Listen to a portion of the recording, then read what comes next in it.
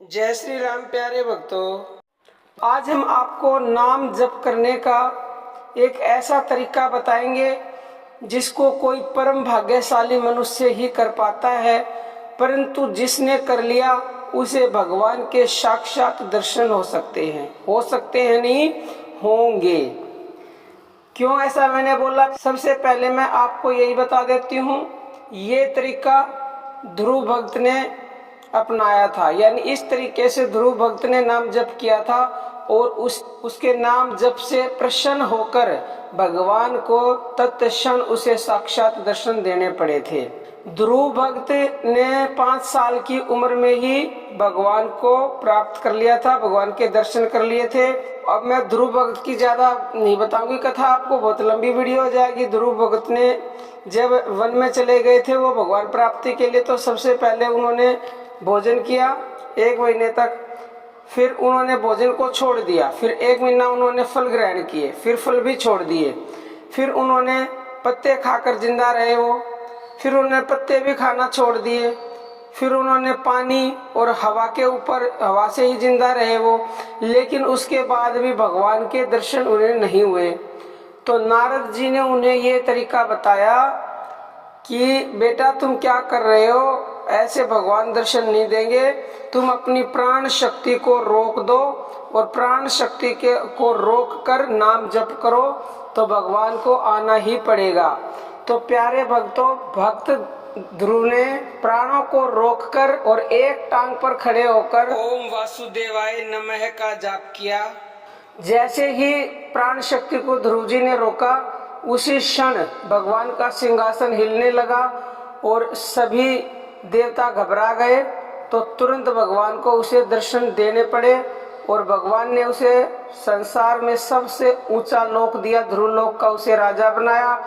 और भगवान के दर्शन होते ही भगवान ने उसके गाल को शंख से छुआ, उसी क्षण उसको सभी सत्य शास्त्रों का ज्ञान अपने आप ही हो गया।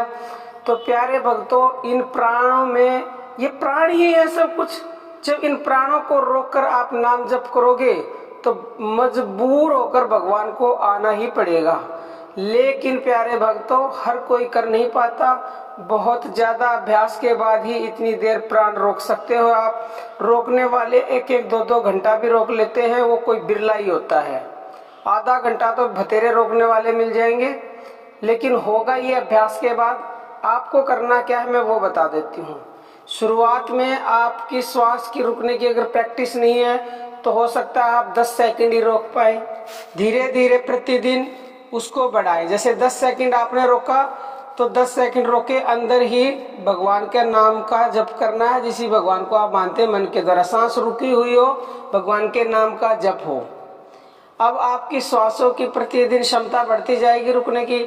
20 सेकंड होगी, 25 सेकंड होगी, 30 सेकंड होगी, फिर मिनट होगी, 2 मिनट होगी। ऐसे ही जितनी ज्यादा आपकी कैपेसिटी प्राण शक्ति को रोकने की बढ़ेगी, उतनी ही देर ज्यादा आप नाम जप श्वास रोक के कर पाओगे।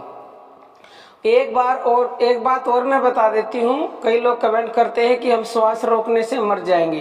कभी भी कोई भी मनुष्य अपनी श्वास को खुद रोककर नहीं मर सकता, क्योंकि उसे लगेगा कि तेरी श्वास अभी घबरा रहा जी, तो वो छोड़ देगा। किसी ने जबरदस्ती थोड़ी उसकी श्वास को रोक रखा है। तो इस बात को आप अपने मन से निकाल दो, जबरदस्ती नहीं करनी है आपको। जितनी आप में कैपेसिटी है उतनी ही देर आपको श्वास को रोकना है और रोककर नाम जप करना है। जो बिल्कुल नए साधक है, शुरुआत में उनसे अगर नाम जप नहीं होता तो वो पहले खाली श्वास को रोकने का अभ्यास करें। फिर थोड़े से दिनों के बाद जब उनकी श्वास रुकने का अभ्यास हो जाएगा तो उसके साथ नाम का जप करें श्वास रोककर। ये बहुत ही, मैंने कह दिया, उत्तम से भी उत्तम श्रेणी का उपाय है। इसके द्वारा और तो लाभ तो कल मैंने बता ही दिए थे, तो अब ये लास्ट ही बच गया कि भगवान साक्षात दर्शन दे देंगे। जब आपकी श्वास रुकती है तो जो हमारे अंदर आत्मा के रूप में परमात्मा बैठे हुए हैं वो भी हिल जाते हैं और वो भी जागृत हो जाते हैं। जो हमारी सारी शक्तियां हमारे अंदर है वो सब जागृत हो जाती हैं। कुंडलिनी शक्ति जागृत हो जाती है, सारे चक्र जागृत हो जाते हैं। आप ये ऐसा अभ्यास करें और अपनी सारी शक्तियों को जागृत करें, परमपिता परमेश्वर की प्राप्ति करें।